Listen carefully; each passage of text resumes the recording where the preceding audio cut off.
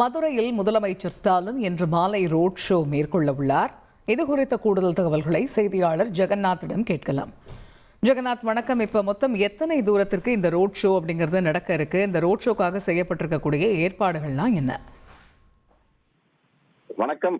மதுரையில் நாளை திமுகவுடைய பொதுக்குழு கூட்டமானது நடைபெறுகிறது. இதற்காக முதலமைச்சர் ஸ்டாலின் தற்போது மதுரை விமான நிலையத்திற்கு வந்தடைந்து அங்கு இருக்கக்கூடிய அவனியாபுரம் பகுதியில் இருக்கக்கூடிய தனியார் விடுதியில் ஓய்வு எடுத்துக் கொண்டிருக்கிறார்.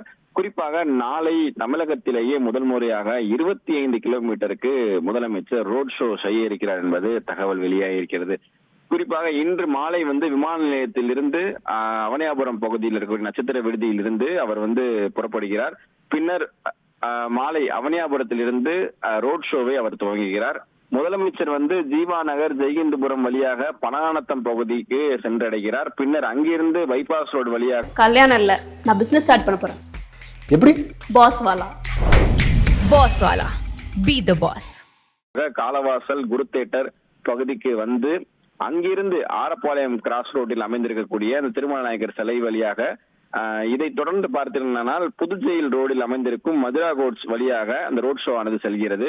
அப்போது அந்த புதுச்செயில் ரோடு பகுதியில் அமைக்கப்பட்டுள்ள திமுகவின் மூத்த தலைவர்களின் ஒருவராக இருந்தவர் முத்து, அவர் முதல் மேயராக மதுரையில் இருந்திருக்கிறார். அவருடைய சிலையானது முதலமைச்சர் திறந்து வைக்கிறார். மேலும் முதலமைச்சரின் ரோட் ஷோ நிகழ்ச்சியானது பல்லாயிரக்கணக்கான திமுகவினர் மற்றும் பொதுமக்கள் பங்கேற்கின்றனர். முதல்வரின் ரோட் ஷோ குறிப்பாக பார்த்தீங்கன்னா மதுரையில் இருக்கக்கூடிய திருப்பரங்குன்றம் மத்திய தொகுதி, மேற்கு தொகுதி ஆகிய 3 தொகுதிகளை இணைக்கும் வகையில் இந்த ரோட் ஷோ ஆனது நடைபெறுகிறது.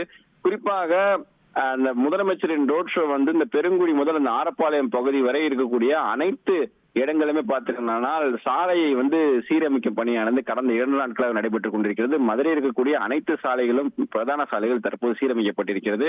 குறிப்பாக முதலமைச்சர் பார்வையில் எந்த ஒரு குப்பைகளும் கழிவுநீர் கால்வாய்களும் திறந்துவிடக் கூடாது என்பதற்காக 15 கிலோமீட்டர் தூரம் பார்த்தீங்கன்னா அந்த கழிவுநீர் ஓடைகள் மற்றும் குப்பைகள் கொட்டும் பகுதி முழுவதும் பார்த்தீங்கன்னா இந்த திரை சிலைகள் மூலம் அவர்கள் மறைத்திருக்கிறார்கள். குறிப்பாக மாநகராட்சி பகுதி இந்த பந்தல்குடி, அந்த செல்லூர் கமாய் பந்தல்குடி கால்வாயில் சில தினங்களுக்கு முன்பு பார்த்தீங்கன்னா வெள்ளப்பெருக்கானது ஏற்பட்டது. அந்த சிரமத்திற்கான மக்கள் 2 புறமும் தடுப்பு சுவர் வேண்டும் என்று அவர்கள் கோரிக்கை வைத்திருந்தார்கள்.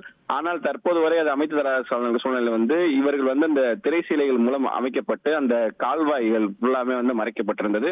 மேலும் அப்பகுதி மக்கள் கடும் எதிர்ப்பு தெரிவித்து மேலும் மாவட்ட ஆட்சியர், மாநகராட்சி நிர்வாகி அதிகாரியிடம் தெரியப்படுத்திய நிலையில அந்த எதிர்ப்பு தெரிவித்த நிலையில உடனடியாக அந்த திரைசீலைகள் அனைத்தும் பார்த்தீங்கன்னா தற்போது அகற்றப்பட்டிருக்கிறது.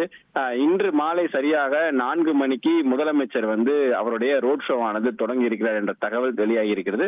அதனை தொடர்ந்து பார்த்தீங்கன்னா அவர் இன்று இரவு 7 மணிக்குள் அவருடைய ரோட் ஷோவை முடித்துவிட்டு அவர் சர்க்கிட் ஹவுஸ் பகுதிக்கு அங்கு சென்று ஓய்வெடுக்கிறார் என்பது குறிப்பிடத்தக்கது. தகவல்களுக்கு நன்றி ஜெகநாத்.